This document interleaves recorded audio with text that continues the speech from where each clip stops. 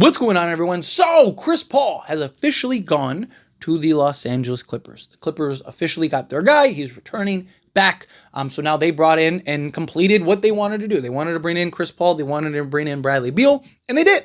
And now you look at the Clippers, and they are one of the most stacked teams in all of basketball. I mean, you make the argument they are the deepest team in all of basketball. I mean, their starting five is going to be James Harden, Bradley Beal, Kawhi Leonard, John Collins, and Ivica Zubac. That's one of the best, if not the best, starting fives in all of basketball as far as balance stuff go.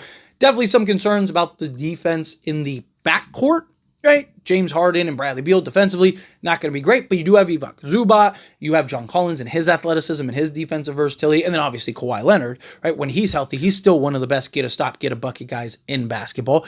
But one of the things that made the Clippers so good last year was their defense. And having guys like Derrick Jones Jr., having guys like Kris Dunn just slotted in there that really could just apply that pressure on the basketball. Now, they still have those guys who are just coming off the bench. So, Clippers are a team that have the potential to clearly be the best team in basketball. I mean, seriously, like you look at this team, you look at this roster, I mean, they're like 12 deep, right? If that, I mean, you make an argument they're full roster deep. But again, we've seen paper doesn't always translate, right? If the best teams on paper won every year, again, Clippers would have won several championships by now. Dallas would have won last year, right? Like, the Suns would have repeated, right? And they wouldn't have blown up their roster, right? Like, again, paper isn't everything, right? The team has to fit. Guys have to stay healthy. You have a lot of questions with this team and their health. Guys, having great seasons and you added a bunch of veteran guys, right? Like we've seen teams add veteran guys and they just aren't able to translate. And you're playing in a different role, like Chris Paul. The role he plays with the Clippers is not the role he's going to play or that he played last year with the Spurs, where he kind of got to be the guy, right? There's still a lot of questions that go into it. But again, this team has the potential to be amazing. But here's my problem with the Clippers, right? Every year they're that team. Like for the last 15 years, since the last time Chris Paul was a Clipper and was on with Lob City, every year it's their year. Every year the media falls in love with them and think that this is it, this is the year. And look, to the Clippers' credit, they try. Like Clippers definitely, there's a lot of teams that are fine just being bad, or there's a lot of teams that are fine never make it an NBA championship. Like, they just want the names on paper and stuff like that. Clippers are not one of those teams. Steve Ballmer wants to win. The Clippers want to win, right? And every year they put together amazing rosters. They're willing to do whatever it takes. They got an excellent front office that's willing to be creative and figure things out and do whatever, right? Like, they deserve a lot of credit.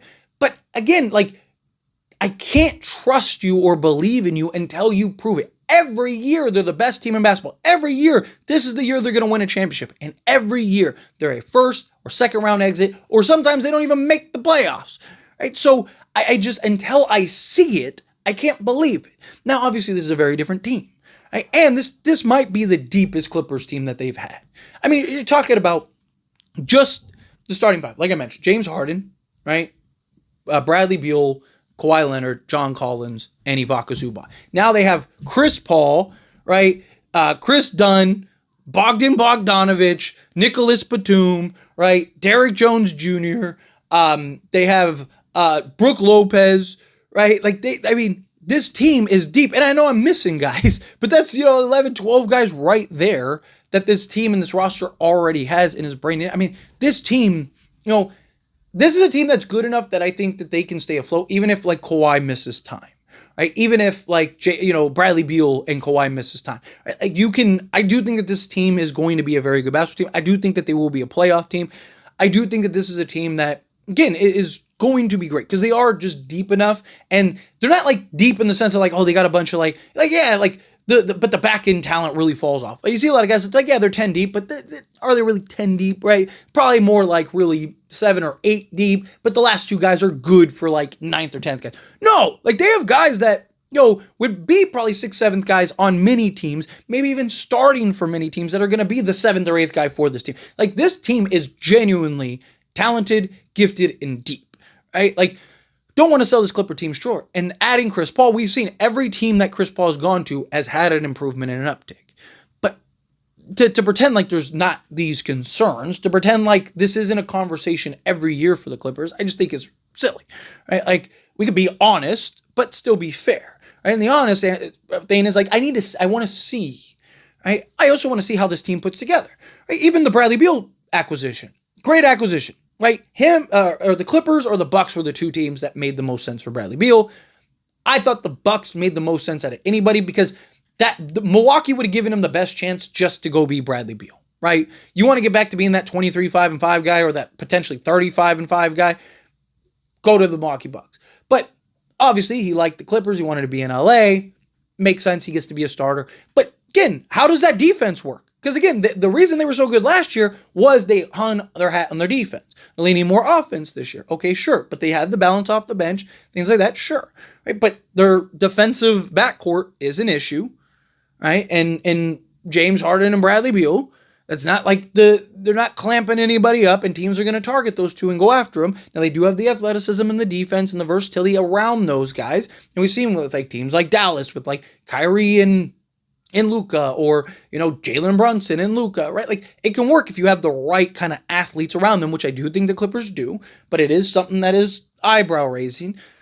Bradley Beal has not been a model of health. Bradley Beal also, yes, he's a better off-ball player than he gets credit for, but he's also best with the ball in his hands. James Harden's going to be the point guard. Kawhi Leonard isn't really this known passer. Now you're bringing in Chris Paul, who he's best with the ball in his hand, right? How many minutes is he going to play? How much opportunity is he going to get, right? Like, you also got to find minutes for all these guys, right? Do guys start getting a little antsy, right? Every team wants a team that's 12 deep until it starts getting in the way, right? And now guys are like, dude, I'm only playing 10 minutes a night, and I'd be playing 20 to 30 anywhere else. Like I need more minutes. I want more minutes. Now you got agents calling up like, hey, dude, my guy's going into contract here. Why isn't he playing? Why isn't he getting minutes, right? Like, what is happening? Or, Chris Paul's going, hey, dude, I thought I was coming here to play 25 minutes a night, and I'm only playing 15, right? Like, again, I'm not saying that will happen, but it happens a lot.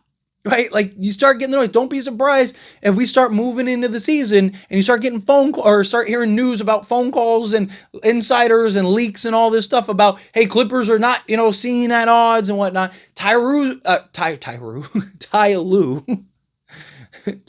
is going to have to really manage this.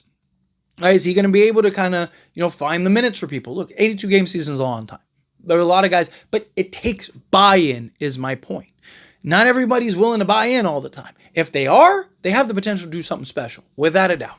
If they genuinely can get people to buy in, believe, lock in, like, hey, we have an opportunity to win something here. We're not just playing to be a playoff team. We're not playing to lose in the first, second round. We want to be, don't you want to be the first team to win a championship for the Clippers? Look at the last, 7 champions have all been different teams. Right? They match up with everybody. I mean, they can go two bigs, they can go small and still be big. They could go, John Collins at the 5 need be. Like, they can match up with anybody, any team, any roster, right?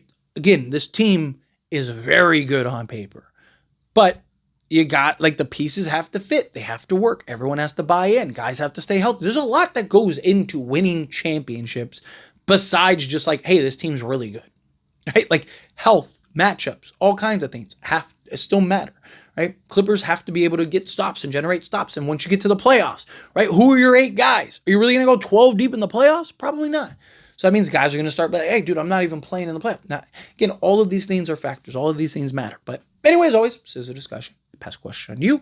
Let me know your thoughts and opinions down in the comments. What do you think? What are your thoughts? Where do you kind of rank the Clippers? Do you think the best team in basketball? Do you think top 5? Think that they are a true contender? Do you think they're not? I have a feeling whatever your thoughts are. Either way, I'd love to hear it. So let me know down in the comments. That being said, if you haven't liked this video, hit that like button. Helps me out. So we enjoy these types of videos, and I truly appreciate it. Not subscribe channel, hit that subscribe button. Turn on the bell notifications. Appreciate y'all. See you in the next one. Thank you.